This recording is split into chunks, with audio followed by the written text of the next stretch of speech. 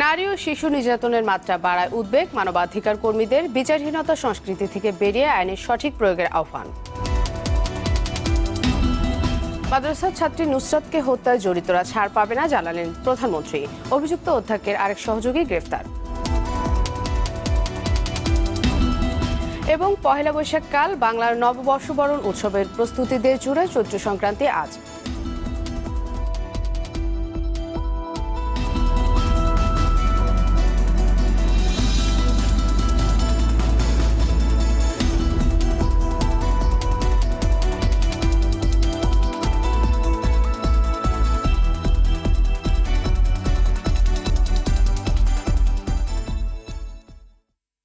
আসসালামু আলাইকুম, স্বাগত জানাচ্ছি RTV সকালের সংবাদে। শুনছিলেন মার্কেন্টাইল ব্যাংক সংবাদ শিরোনাম। আপনাদের সঙ্গে আছি আমি মনা সাদাত।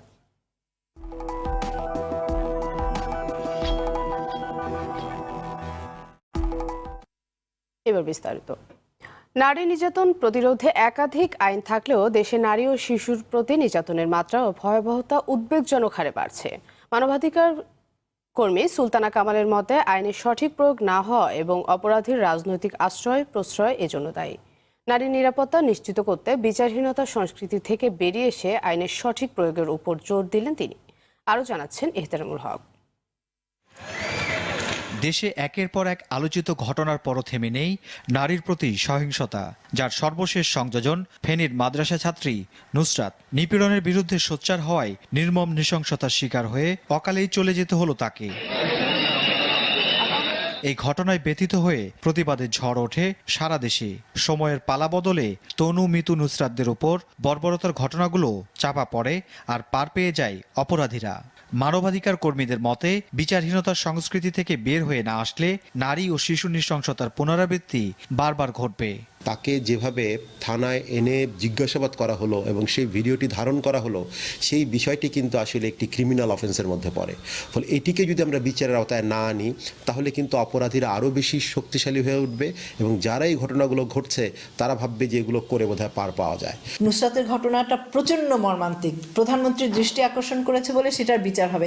আরও যে নারীরা প্রতিদিন নির্যাতিত হচ্ছে তাদের বিচার পাওয়ার অধিকার নাই এই দেশে। আসলে আমাদেরকে এই প্রক্রিয়াগুলিকে কার্যকর করতে হবে, এই প্রক্রিয়াগুলিকে স্বচ্ছ করতে হবে। আইনের অপব্যবহার এবং বিচার প্রক্রিয়ার দীর্ঘসূত্রতা দূর করা গেলে নারী নির্যাতন কমিয়ে আনা সম্ভব বলে মনে করেন টিআইবির চেয়ারম্যান সুলতানা কামাল। তাকে গ্রেফতার করা উচিত ছিল নারী ও শিশু দমন আইনের অধীনে, সেটা কিন্তু তিনি করেন নাই।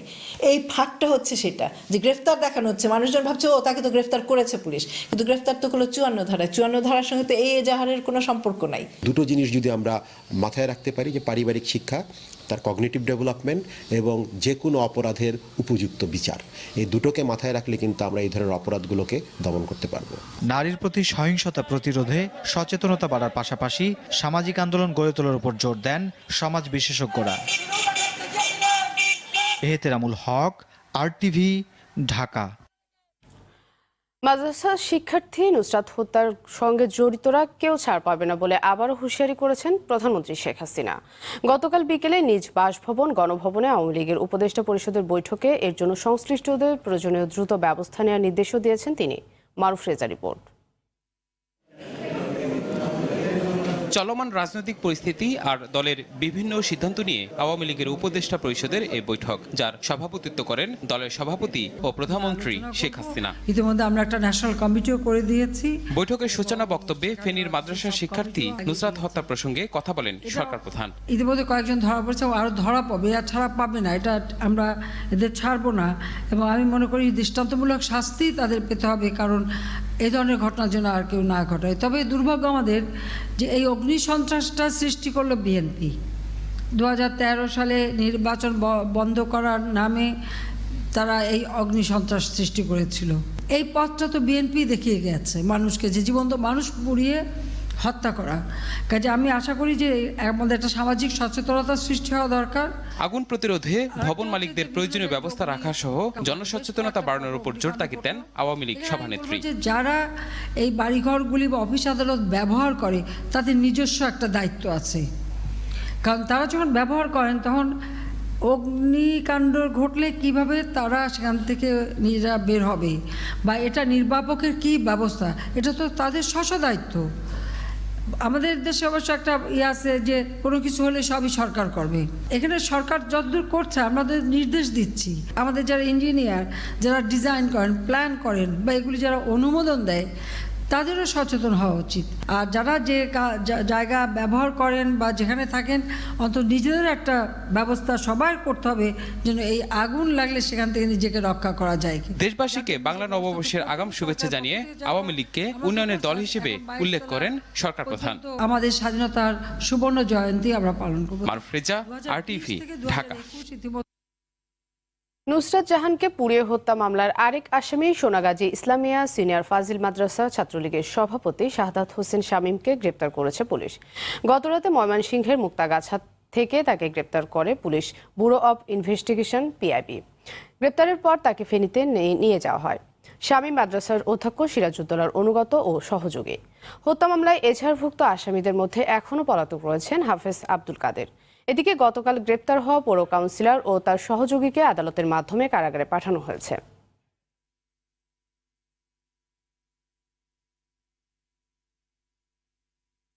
কাল পহেলা বৈশাখ, দেশ জুড়ে চলছে বর্ষবরণের শেষ মুহূর্তের প্রস্তুতি। বাঙালির প্রাণীর এই উৎসবকে সামনে রেখে ব্যস্ত সময় পার করছেন কুমিল্লার মৃৎশিল্পীরা। অন্যদিকে পান্তা ইলিশ দিয়ে বছর শুরু করতে বরগুনার ইলিশের বাজারে ভিড় করছেন ক্রেতারা। প্রতিনিধিদের তথ্যচিত্রে জানাচ্ছেন অফ ইসলাম। বর্ষবরণকে কেন্দ্র করে ইলিশের চাহিদা প্রচুর হলেও মৌসুম শুরু না হওয়ায় গভীর সমুদ্রের মাছ উঠছে না বরগুনার BFDC মৎস্য অবতরণ কেন্দ্রে। বলেশ্বর বা বিষখালীতে যে মাছ শিকার করছে জেলেরা, সেই মাছ খুব ভোরে বেচা কেনা হচ্ছে BFDC পাইকারি মৎস্য অবতরণ কেন্দ্রে। দূর দূরান্তের পাইকাররা সামান্য কিছু ইলিশ মাছ কিনতে পারলেও অনেক পাইকারি হতাশ হয়ে ফিরছেন। মাছ আমাদের এখন বর্তমানে মাছ নাই বলতে চলে, মাছ কম। কেজি একটি 100 সাইজের মন হলে 1,60,70 1.5 লাখ টাকা মন বর্তমানে। এখন মাছ নাই বিদে এত দাম। এবার 900 গ্রামের মাছ মন প্রতি 1 লাখ টাকা করে আর 700 গ্রামের মাছ 80,000 টাকায় বিক্রি কিনি চলছে বাজারে। তাই ব্যবসায়ীরা বলছেন এবার নববর্ষে ইলিশ মাছ কেনা কঠিন হবে।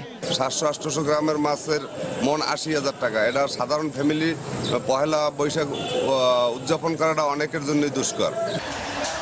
এদিকে কুমিল্লার মুরাদনগর উপজেলার রামচন্দ্রপুর, দেবিদ্বার, রসুলপুর ও সদর দক্ষিণের বিজয়পুরে মৃৎশিল্পীরা দিনরাত তৈরি করছেন মাটির খেলনা সহ নানান তৈজসপত্র। গেল কয়েকদিনের বৃষ্টি, ঝড়ো হাওয়ায় অনেক খেলনা তৈজসপত্রের ক্ষতি হলেও এই জেলার মৃৎশিল্পীরা থেমে নেই। খেলনা তৈরি করে থাকি সবাই মিলে, তারপরে এগুলা মেলায় নিয়ে বিক্রি করে থাকি। আমরা বাপ দাদার ঐতিহ্যটা ধরে রাখছি।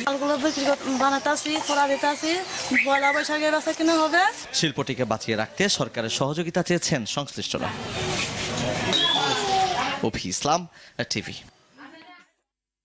মানবিক শিক্ষায় গড়ে উঠে সুবিধাবঞ্চিত শিশুরাও দেশ সেবায় গুরুত্বপূর্ণ ভূমিকা রাখবে বলে মনে করেন সমাজ কল্যাণমন্ত্রী নুরুজ্জামান আহমেদ।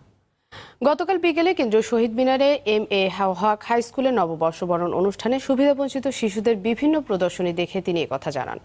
এই সময় বেঙ্গল গ্রুপের ভাইস চেয়ারম্যান মোহাম্মদ জসিমউদ্দিন জানান, প্রতিটি মানুষই প্রতিভা নিয়ে পৃথিবীতে আসে, উদ্যম থাকলে তাদের সবাই এগিয়ে যাওয়া সম্ভব। এছাড়াও সুবিধাবঞ্চিত শিশুদের জন্য সরকারের পাশাপাশি সহযোগিতা করার কথা জানান বেঙ্গল গ্রুপের ভাইস চেয়ারম্যান।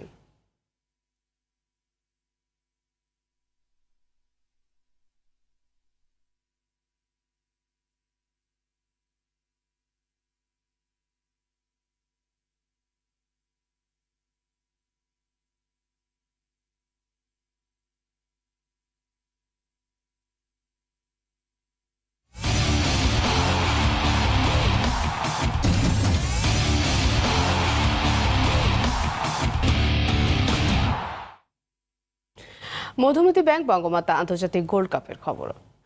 নারী ফুটবলে জাগরণ ঘটানো ও বঙ্গমাতার আদর্শ ছড়িয়ে দেওয়ার লক্ষ্যে নারী ফুটবল দিবস পালন করল বাংলাদেশ ফুটবল ফেডারেশন। এই ধরনের অনুষ্ঠান খেলোয়াড়দের পাশাপাশি মা বাবাকেও ফুটবলের ব্যাপারে সচেতন করবে বলে মনে করেন বাফুফের সভাপতি কাজী সালাউদ্দিন। আর সহযোগিতায় বিভিন্ন প্রতিষ্ঠান এগিয়ে আসা নারী ফুটবল এগিয়ে যেতে বড় ভূমিকা পালন করবে বলে মন্তব্য কলম্বিয়ার সাবেক ফুটবলার জেসিকা হুরতাদুর। অরণ্য গফুরের রিপোর্ট।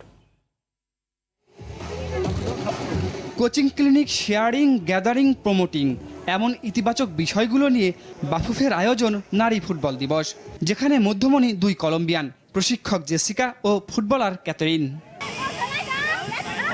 বাফুফে ফোর্টিস ফুটবল একাডেমির শান্ত পরিবেশে জাতীয় দলের ফুটবলার ছাড়াও উপভোগ্য উপায়ে ফুটবল শিখতে হাজির বিকেএসপি ও কয়েকটি বিদ্যালয়ের 130 মেয়ে। এমন সুযোগ গ্রহণে চৈত্রের তাবদাহ উপেক্ষা করেই প্রশিক্ষণে মনোযোগী মেয়েরা।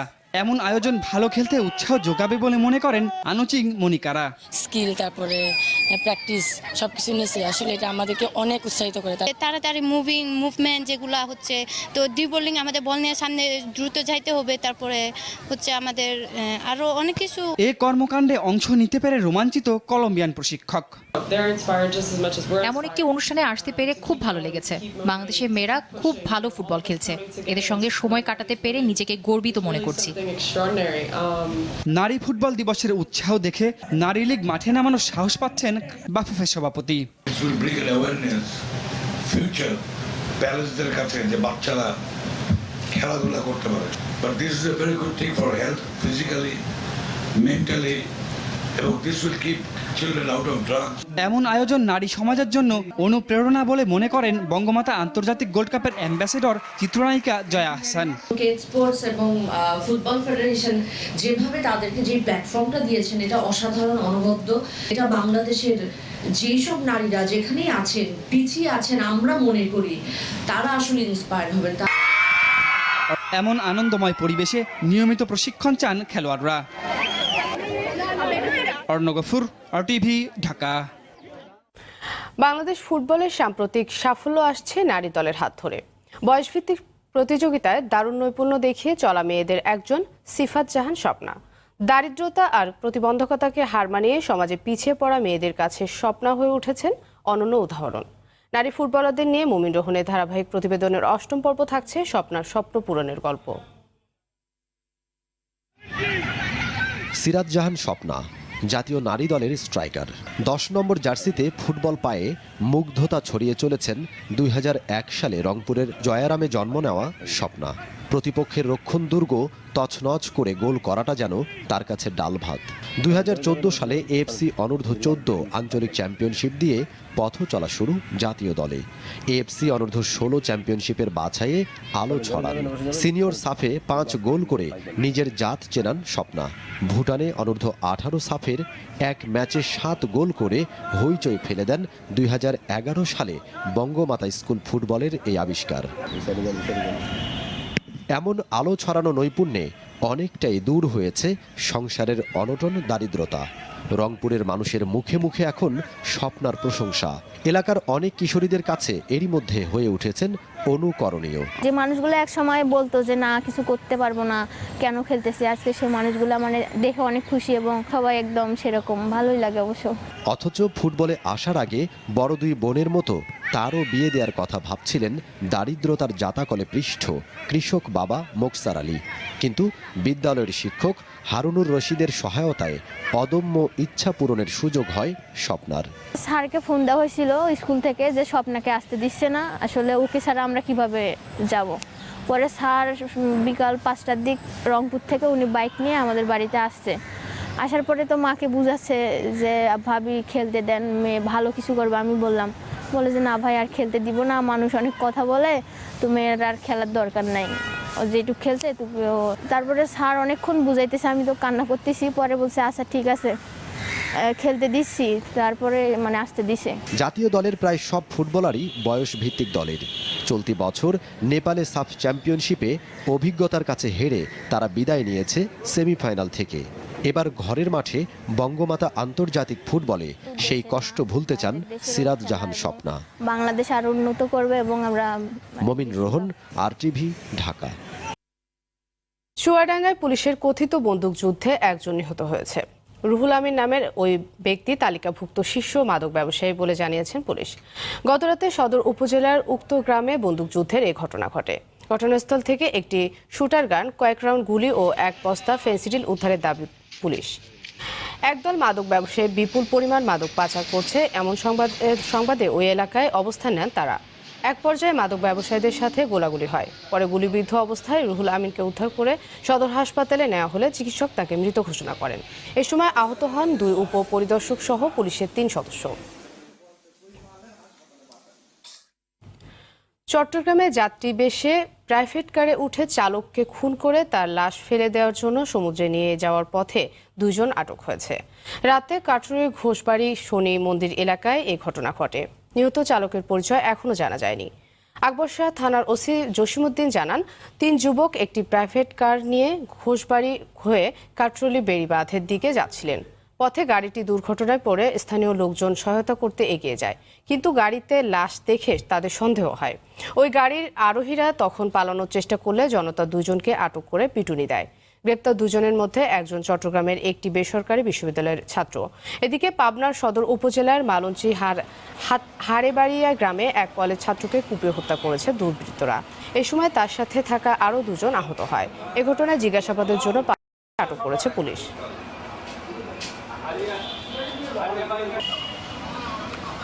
সকালের সংবাদ শেষ করার আগে মার্কেন্টাইল ব্যাংক সংবাদ শিরোনামগুলো আরও একবার।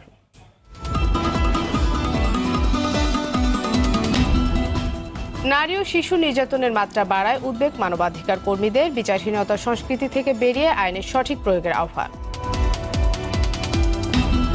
মাদ্রাসার ছাত্রী নুসরাতকে হত্যায় জড়িতরা ছাড় পাবে না জানালেন প্রধানমন্ত্রী। অভিযুক্ত অধ্যক্ষের আরেক সহযোগী গ্রেফতার।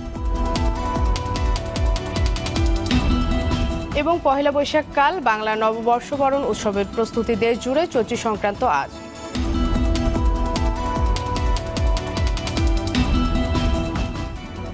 সকলের সংবাদ এই পর্যন্তই। আরটিভির সবশেষ সংবাদ জানতে যে কোনো মোবাইল ফোন থেকে 2414 নম্বরে ডায়াল করুন। আর মোবাইল ফোনের সংবাদ জানতে অ্যাপ স্টোর, গুগল প্লে বা উইন্ডোজ স্টোর থেকে ডাউনলোড করুন আরটিভি অ্যাপস।